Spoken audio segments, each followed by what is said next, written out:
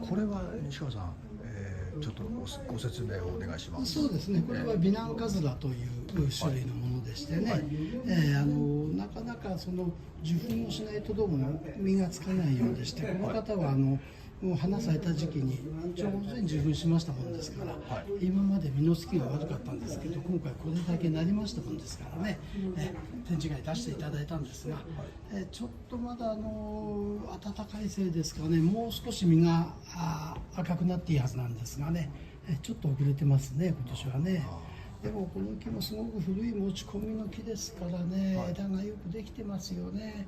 求められた時にはこういう姿じゃなかったんですが、何年か作られるうちにこういう姿になったということで、持ち込みの成果が出たことで今回展示会出してくれたわけですね。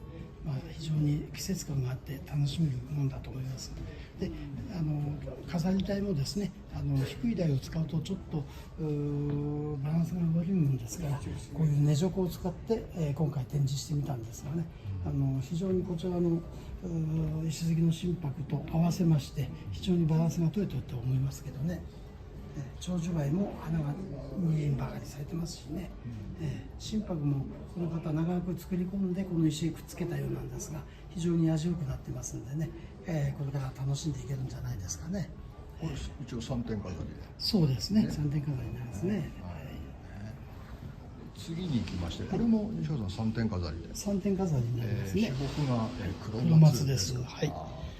この黒松もですね、今ここまで素晴らしいものに変わったんですが、下枝がついてて大きな枝を外しながら右側に大きな枝があったんですけどね、それをもう十数年前に外しまして、作り込み始めまして、非常に木が古くなりました。太ったことも太ったんですけど、肌も荒れて落ち着きのある姿になりまして、今年展示会にちょうどいいんじゃないですかというお話したんですが、持ち主の人が一言、ちょっと葉が長いような気がするんですよねって言ったけど、黒松だったらこのぐらいの葉の長さもいいんじゃないですかということで今回出していただきました。非常に鉢写りもいいですしね、バランスが取れてると思いますよ。そういう意味はね、このちょうどシダが色がついてて、季節感を感じさせてくれてますからね、いいと思いますよね。でまたこの臓器の方なんですけど、これは椿なんです、種類はちょっとまた私ね花見てないんでわからないんですよ、だけど非常に足元から動きがあって、面白いなというところが随分ありますよね。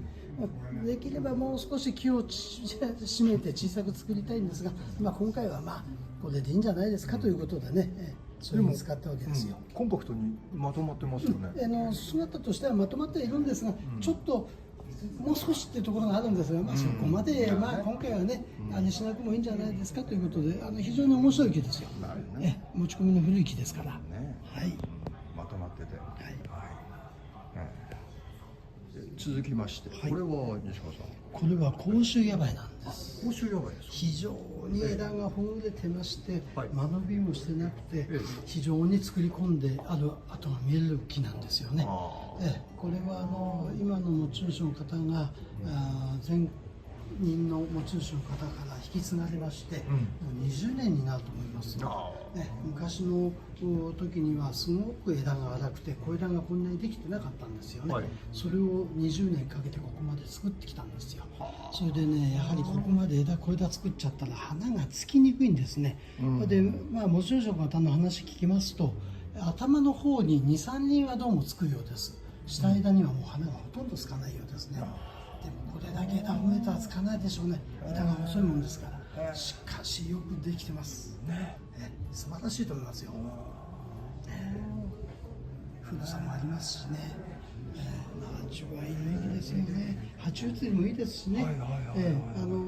昔ですとね、この鉢なんか入れたら鉢が大きいねっていう状態でしたんですけどね、今になったら足元が太ってきてバランス取れて、この鉢じゃないと入らないよっていうくらい幹が太ったんですよね。で今回はこの鉢入れたわけなんですよ。非常に味のいい木になりました。寸法もいいですしね。台との写りも今回ねバッチリ合わせて来られましたからね、普段から楽しまれてることが木を見るだけでも、こう見て取れますよね。なかなかこう大きく埋めて大きくなっちゃうんですけど、すごく小さく、コンパクトにねまとめてますよね。はい。またこちらはこれはこれはね、また面赤白いです松なんですね。でやはりこれももうおそらくね35年ぐらい持っていらっしゃるはずなんです。はいはいではい。肌がツルツルだったんですけどね、はいここまで持ち込んでも肌触ったら全部折っちゃいますよね。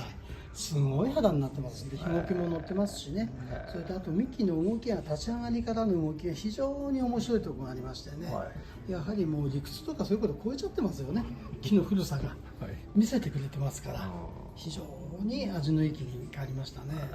でもこんな小さくたって50年じゃ効かないですからね。そうですね。鉢を大きくしないでこのまま来てますから、で来年の芽なんかもしっかり来年の赤松らしい芽がしっかりついてますしね、ますます来年も元気よく育つんじゃないですか。やはりこれが持ち込みの結果だということじゃないですかね。楽しみと思います。で今梅の写真なんですが、ここにあるからちょっと撮っていただけますか。はいちょっと出しますね。はい。はい、これが昔の写真なんです。枝がもうほぼ粗いですね。昔これですか。そうです。これがね2004年です。20年前です。何だったんですか。はい。枝がもう粗いですよね。はい太い枝がいっぱいあって、そんな今の状態になってくるわけですから。見違えちゃいましたね。はい。完全に見違えましたね。こんなできるんですか。できるんですね。これが素晴らしいことですよ。これが盆栽を愛好されてる方の満足につながらないわけないんですよ。すごいですね。変わるんですね。梅っていうのは。見事ですね。すごい。これもし今の写真を見ていただけなければ、はもともとこういうね、これがなってるじゃなかったのって思われるんですが、やはりそうじゃなかったんですね。だからこの盆栽の醍醐味ってこういうところにあるんじゃないですかね。すごいですね。すごいすごい。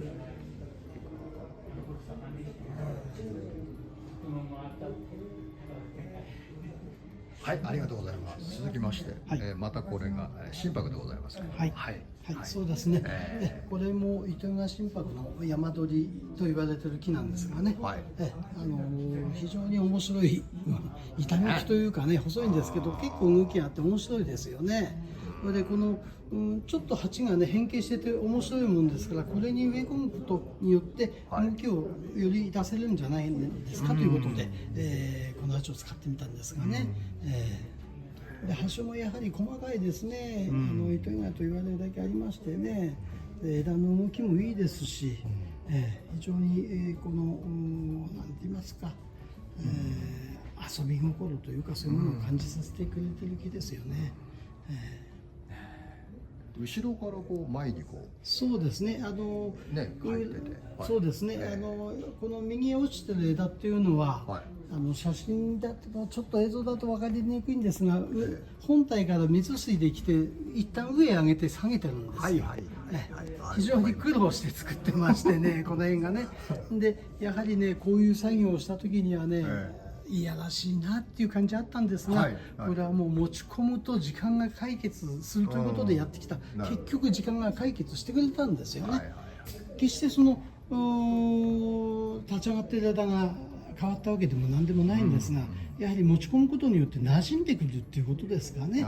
それで今違和感がなくなって見れるものに変わってきたんですよね。本当ですよ。ないですよね。やはり気づくいったらこういう工夫がされなかったらできないんですよね。で正面に来てる枝も生きてたんです。実際に。でもこれはもう使い物にならないですから、この枝ですね。使い物にならないもんですから、もう当初に外しちゃったんですよ。それで今の右の落ち枝を使っていこうと。でも落ち枝ってもね、今言ったように立ち枝を利用した落ち枝に変えたわけですよ。でもそれも盆栽の面白みとして見る、その辺も大切なことじゃないかなと思いますけどね。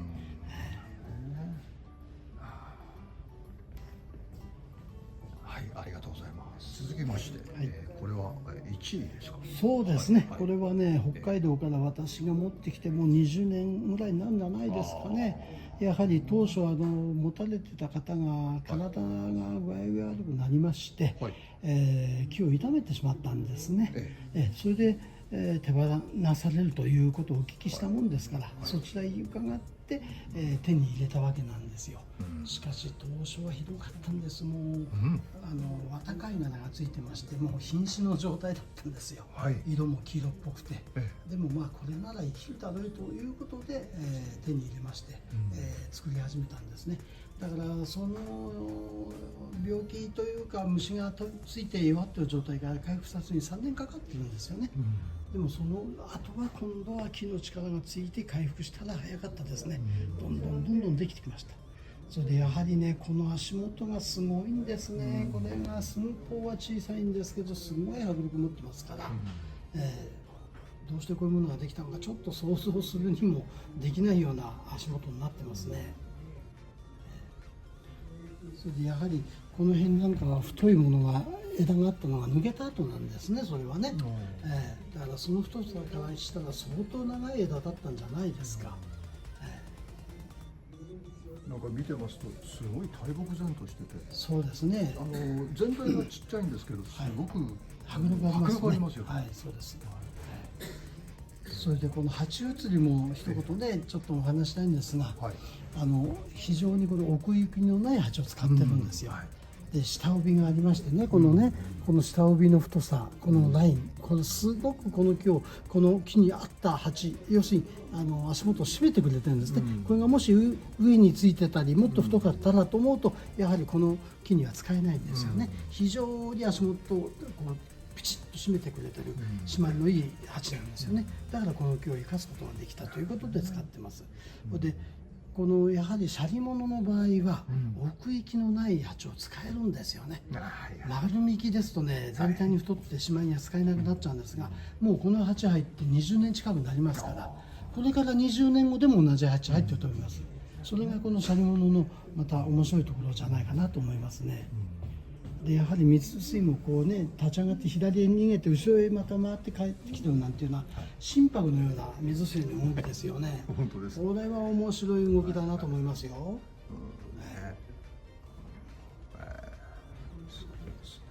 おそらくこの天赦なんかも昔は生きてたんでしょうけどね、山にある時はね、いつの日にかまあこういうふうに枯れてということでなってきたんでしょうね。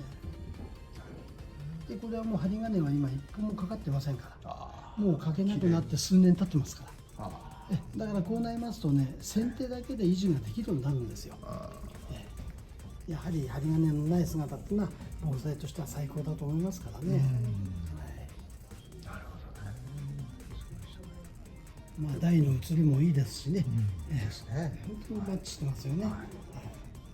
一応これは西原さん3点飾り。そうですね、やはり3点飾りで下草を真ん中に置いて、で右側にあるのは花輪なんですよ。花輪の値上がりの、まあ、中品っていうまでいかない、やっぱり商品でもない、ちょっとまあ気風というかその辺にある木なんだろうと思いますね。面白いですね。面白いですね。値上がりの花輪っていうのはめったに見たことがないと思います。ですよね。それでやはりこの木も小さな鉢入ってて、もうこれもね15年ぐらい経つと思うんですよ。非常によくできました。小枝もできましたし、木が古くなりましたね。安定感のある木に変わりましたからね。花輪としては珍しい面白い木ですよ。これ未生花輪ですね。未生花輪なんですよね。やはりこういうものを作るには時間が必要ですね。これ面白いですね。花輪がなってます。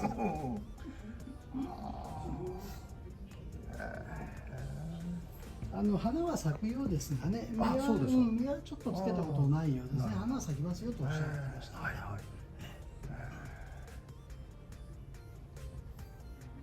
当時のここに写真が置いてあります。写真がございますね。昔の写真一番のやつが。そうですね。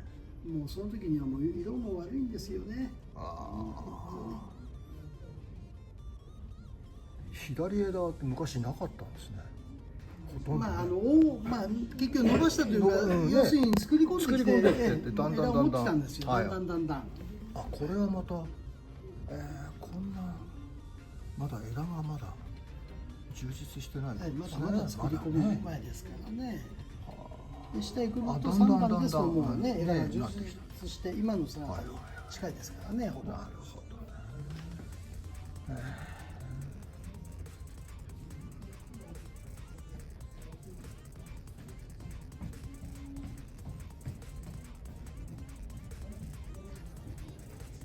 はい、ありがとうございました。はい、続きまして、これは米粒米粒です。はい、はい。えこれまた洒落てますね。こそうの米粒が。ですね、今はこの洒落た姿になってますけど、当初は枝がもっといっぱいくっついてまして、はい幹も見えない状態でした。はい裏にも外もいっぱいありまして、あそれで、下から枝がいっぱいあったんですがね、この木を作るために外したんですよね、当初ね。それで外して作った時にはまだまだ落ち着きが悪くて、これ将来どうなるのかなという雰囲気がありました。はいでもやはり持ち込んでくる間に木が木を作ってきてくれましたね。まあ勝手に作ったんじゃなくてやはり手を入れてきた結果なんですがね。そうですね。非常にこの間がいいですよね、親幹の下の空間なんていうのはね。はいはいはもし左に下に枝が今残ってたとしたならば、この動きは出ないですから。本当ですよね。やはり下枝が大事なんじゃなくて、その木に合った下枝かどうかっていう判断していかないと木作りできませんから、でもやはりね、皆さんが言うんですね、下枝大事だって木によって大事なんでね。で子供の右側の子供の下にも枝が一本あったんです、やはりそれも取ってしまったんですよね。ありますね。もしそこに枝ついてたら今どうでしょう。だねバランスが悪いですよね。はいはいだから常に盆栽ってものは数年先見てるわけですよね。今がどうこうじゃなくて数年先を見て木作りするのが盆栽の木作りの基本だと思いますから。で鉢もね深かったんですけどね、この大円鉢を薄い鉢入れることによってバランスが取れたというじゃないですかね。で葉性も抜群にいいです、細かくて。いいですよね。すごいですね。で力があるから色合いもいいですからね。こうなかなか洒落てて、楽しめる木じゃないですか。面白いですね。で今年のこの暑さでも焼けなかったですからね、木に非常に力があるということじゃないですかね。いや綺麗ですね。山にあるような雰囲気を持ってますからね。本当に、素晴らしい。もうこの方も持たれてね、もう最後40年越してるんだろうと思います。あ、そんな長いんですか。だから当初持たれた時には粘りもなければ幹も細くてという、まあ本当に最初のことを思えば今こんな木になるのかなということを今感じてらっしゃるだろうと思いますよ。すごいです。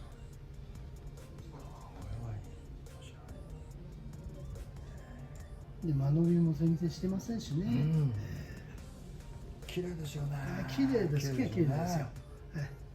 本当に自然体の姿をしてますからね。はい、ありがとうございます。続きまして、五葉松。そうですね。五葉松ですね。はい。これも非常に荒れてた木なんですがね。何年か作り込むことによって下枝を取りながら作ってきてようやくバランス取れてきましたね。当初は肌がツルツルで、もう姿ときたらとても盆栽になんかなるのかなというような姿だったんですが、ようやく落ち着きが見えてきましてね、まあ、今回飾ってもいいような状態じゃないのですかということでね、飾ったわけですがね、若干葉が長いんですよ、私から言わせると。まあそこまでもこだわってもあれですからいいんじゃないですかということでね、あれしたんですがね。でも枝なんか見てるといろんなことから言ったら不自然な枝なんですよ。でもその不自然さがまたこの木の持ち味として見るというそういう見方も盆栽には必要なんじゃないかなと思いますね。まあ枝もそんなに太くないですしね、まあいいんじゃないかなと思いますけどね。綺麗になって綺麗にまとまってますよ、木は。素晴らしい。まあこれからね持ち込むことによって楽しみと思いますからね。綺麗ですよ。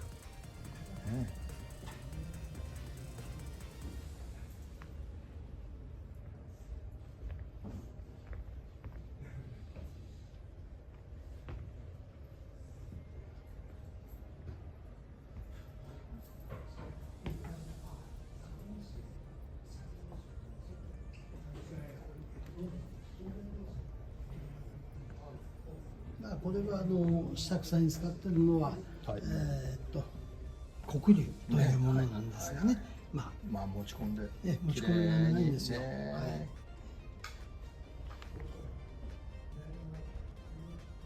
本当綺麗に左右にそうですね、してあってバランスよく開いてますよね。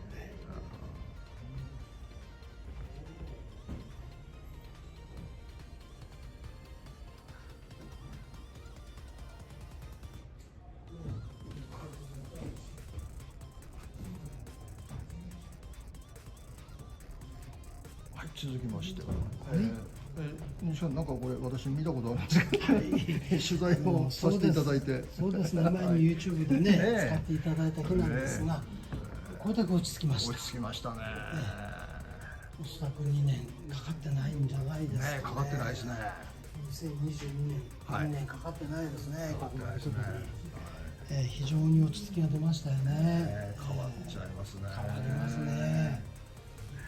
やはりこの幹の動きに対する、枝のバランス、枝の使い方、非常にこう巧みにやってみたんですがね、味わいの益に変わったと思いますね。で、鉢移りも当初は長方鉢入れてあったんですがね、このたまたま楕円鉢の切ったちの鉢ありましたものですから、入れたんですが、非常に味わいが良くなりましてね、動きなんか非常に感じられますよね。で、こういった枝なんか普通ね、立ち枝で取りたいと思う方も多いと思うんですよ。でもこの間を使いたいんですよね。これを取っても別に違和感ないんですよ。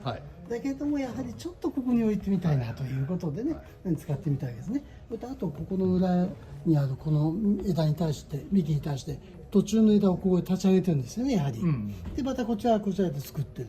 こういうところもやはりこれを下枝だから下枝として作るという考え方じゃなくて、こういうこの木に合った動きを出すという考え方、そういうことが大事だと思うんですよね。だからこの枝なんかも下枝なんですけど、やはりこの動きを出すことによってこう味わいを感じてもらうということが大事で、もしこういうところに枝がもしついてたならばどうするんですかってやはり取る必要なんですね。私なんかそこに枝があったらバランス悪いからやっぱ取ってしまうんですよ、ことは。この先に枝があれば十分ですから、それでこの動きを出せれるわけですよね。やはりこういう木っていうのは間をいかに生かすかっていう木作りが大事になるので、そういうところをね、今回こうやって作って表現してみたわけなんですがね。奇襲心拍なんですけれどもね、まあこのぐらいの落ち着き、葉組みがちょうどいいと思いますね。あと1年経ったら今度葉ができすぎちゃって、バランスが悪くなって重たいなって感じになると思うんですよね。今だから今回非常にバランス的にいいところだと思いますよ。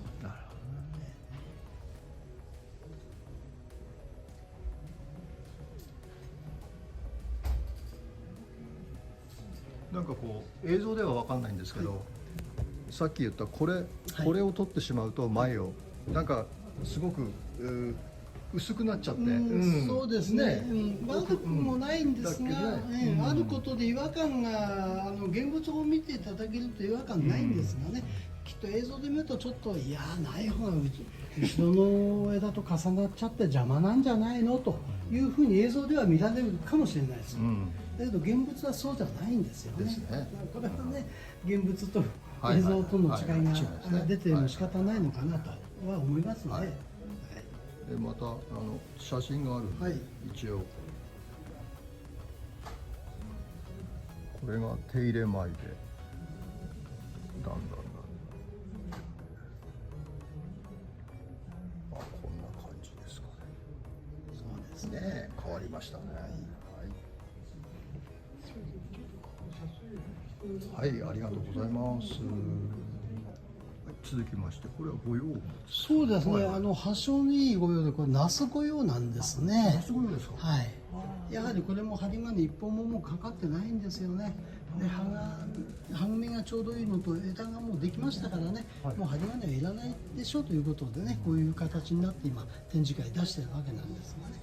足元の力強さから1の枝2の枝、並行してますけどね、左側の平行枝は取れませんから、これは理屈で見るんじゃなくて取れるわけないんですよ。取れないです。はいいろんなこと言っちゃうと危険がないんですけどね、はいでもねこう自然体で曲がってましてね落ち着きのある姿になってますよね。やはりこういう木は間の取り方によって木作りをしないといけないんで、非常に間の取り方がちょっと、ね、難しいところあるんですよね。これ枝を配置間違っちゃうと見なくなりますから、この木はね、はい、本当に葉性がいいですね。ね、いいですね。しっかりしてて、はいね、ナス木らしい、はいね、木ですね。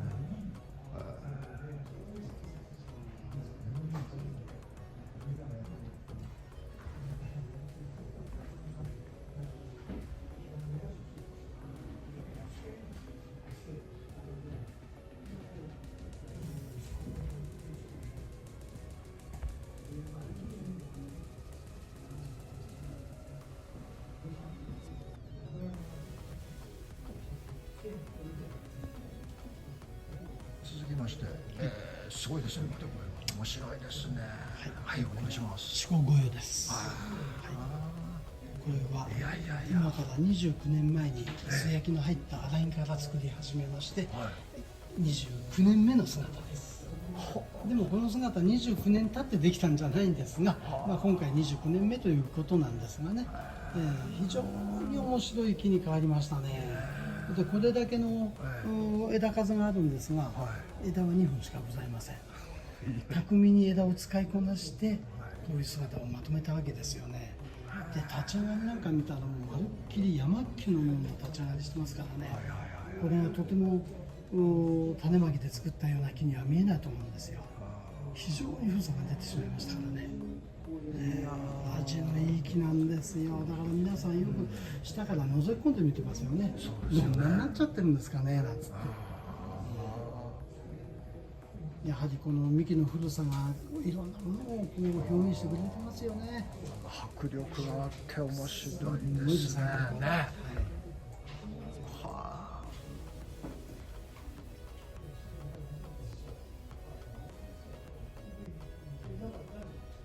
実物見るとね、この下のこれがまた見事で、すごいですね、その力強さがね。映像ではちょっとそれが確認できないと思うんですけど、やはり県外としてはいきなりこう岩場からストーンと落ちてるっていう力強さがありましてね、厳しさがありますよね。すごい。非常にそれで今のそこの斜地になってる根なんていうのはやはり岩場にあったならば、岩場で上から何かが落ちてきて傷んで枯れたというそういう雰囲気を想像させるわけですよね。やはりそういうところが一つの見どころになっていくわけですよ、盆栽っていうのは。古いだけじゃなくてちゃんと見どころありますよね。この辺の線なんかも昔若かったんですがね、みんなこう亀甲状に細かく割れてきて味が良くなってるんですよ。やはりこの木も当初ちょっと溶合剤かけただけでもうあとは何もしてございません。この自然の色なんですよね。いいですね。やはりこういう昔取った枝なんてのは今になったらもうまるっきり自然に山で枯れたような味わいに変わってますからね。やはり持ち込みってこういうことなんですよね。こちらからちょっとすごい。木たちが額入りの鉢写り、ぴったり合ってるんじゃないですかね。この足元の力強いものを受け止めるにはやはりこの額入りの鉢がぴったり合ったような気がしますけどね。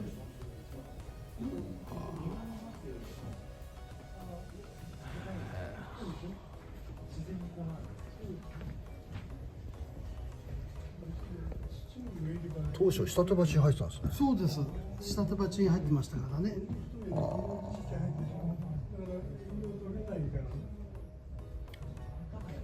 で3番目で一応完成の姿を見たわけですよ。だけど次の4番目で鉢を今の鉢に変えまして、それで木姿としてはいいんだけれども力強さに欠けますよねということで5番目で裏返したわけですよ。それが今の正面になってるわけですよね。こっちは迫力ありますよね。迫力ありますよ。前の向きだと、なんかどこにでもあるような、失礼だけど、おとなしい木ですよね。そうですね、でも今度迫力が出て、やはり違いますよね。で、また何年か経って、そうですね。あで7番あたりでちょっと葉が伸びたんですよね。力がつきすぎちゃって、はい、でその辺でちょっと葉が伸びちゃったなということで、またじゃあ少し絞りましょうよということでやってたんですが、やはり力のついた葉ってのはなかなか短くなってこないです今度ね。そういうもんですか。鉢を小さくしても何にしても、だからそれから後に葉がようやく短くなって今回展示会に出てきてるわけですがね。まあ、9番あたりで葉は短くなったんですが、やはり10番のところでまた葉が伸びちゃって、また力がついちゃったねということで、まあそれでもここで一応針金をかけて形を作りましょうということで11番になっていくわけですよね。だんだん今の姿に近づいてきますね。それでまあこの状態で葉を今度入れ替えて短くすればなんとかなりますよということで、それで葉が治って今回展示会に。こちらも、が心拍ですね。そうですね。先日お世話になった時にね、撮影させていただいて、確か3月に撮影したのかなと思いますね。またね。はい、あの時は正規の鉢入ってまして、アレルギー状態でしたからね。あれから年内にこんな姿になるなんてね、ちょっと思いつかないんですが、落ち着きましたよ。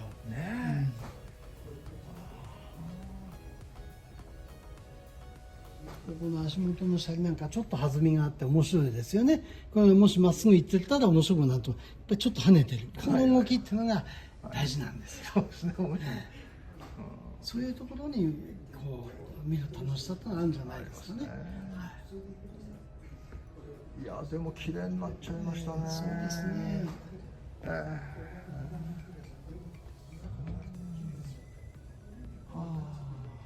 それでやはりこれ溶光剤は塗ってないんですよ。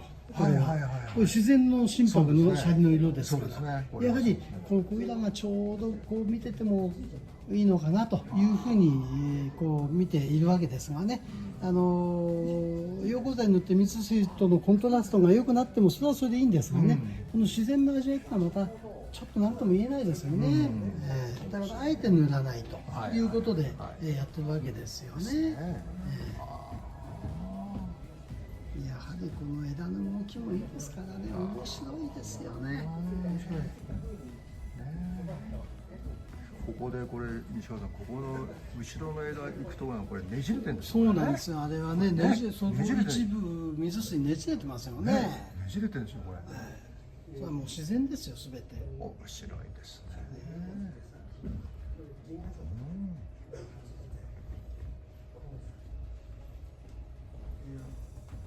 でやはりこの辺の水水を見ますとですね、この枝はおそらく数十年までか、もうおそらく10年前後まではこの枝生きてたはずなんです。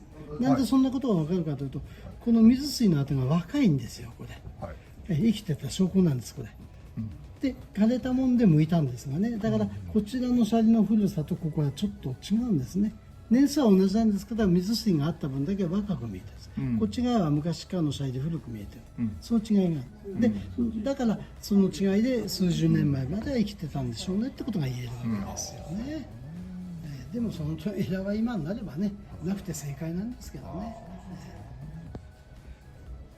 鉢移りもいいですよね、風呂敷のね。面白いですよね。いい移りですよね。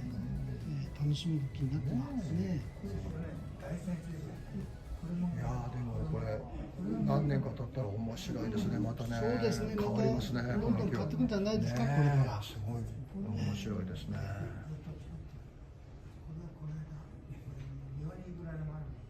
はい、ありがとうね。ありがとうございます。続きまして、これは大きいですね。西尾さん。これもね、ナスゴヨなんですよ。ナスゴヨですか。それでやはり持ち込みが古くてですね、当初もっと幹が二回り細かったような気がしますね。これで肌がツルツルでして、まだまだこれから作らないとっていうところが随分見受けられたんですが、やはりこれももう25年以上経ってるんじゃないですかね、その時点から。ようやくここへ来て古さ、落ち着き、枝のそのバランス、刃の長さ、いろんなところにバランスが取れたもので今回飾ったわけなんですがね、ほとんどこれなんかもう針金かかってないんですよね、これ。はいはいはいやはり針金がない姿っていうのは盆栽を見る上ではいいと思いますよね。やはり最高な、味わいだと思いますよね。でも、はいこの姿を作るには、針金はかけてきたからこの姿があるんですよね。やはり今ないことによってバランスが取れてる、そういう時期にちょうど来たということじゃないですかね。焦げ順もいいですしね、曲がりながら細くなっていきます。それでナス御用にしては枝が細いですよね。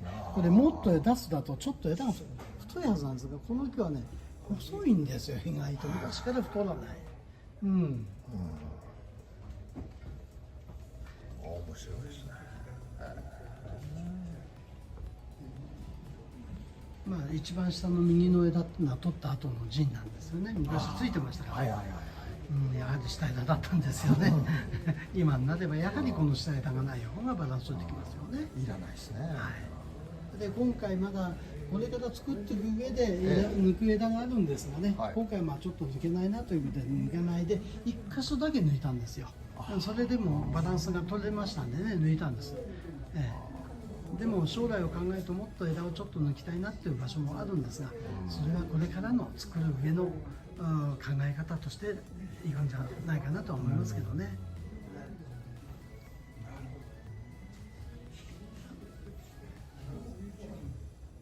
だから左の枝に対してこっちを食いつきで残すっていう、こっちを下枝だから大きくするということをしてしまったらバランス悪くなりますからね、その辺を考えて木作りってしていかないと、下枝だから離すとか、そういうことじゃないんですよね。やはり幹がちらちら見えながらというところが味いいんじゃないですかね。この立ち上がり、左側から上がっている立ち上がりの古さなんかも何とも言えないものを持ってますよね。足元の力強さを表しますから。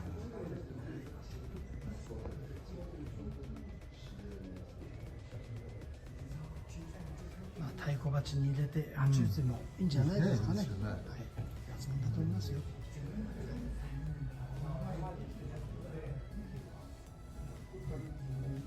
ありがとうございます。中品ですね。これは黒松なんですよ。やはり今この姿してますけどね。これが持たれてた方のお話を聞きますと、当初何十年か前に松竹梅という正月の寄せ植えの中の黒松だったそうです。それがこんなになっちゃうんですか？それがこんなになっちゃうのっていう例ですよね。とても松竹梅に使うような木じゃないですよ、今の姿見たら。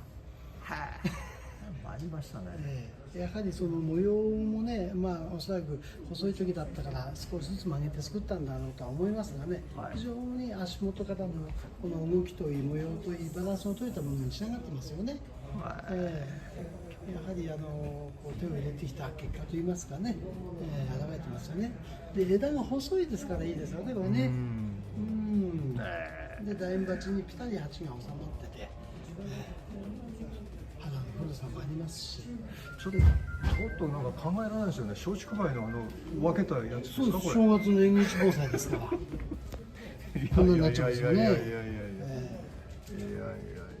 そうですか。松竹梅の縁日防災捨てちゃいけないよねって話ですよね。そうですか。楽しめるものに変わってますよね。また小さく作って、これね、本当によくできてますよね。で、そちらは長寿ですよね。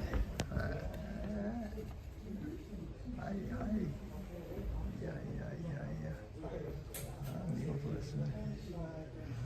やはり大きさじゃないですよね。全然違いますね。そうですね。はい、ありがとうございます。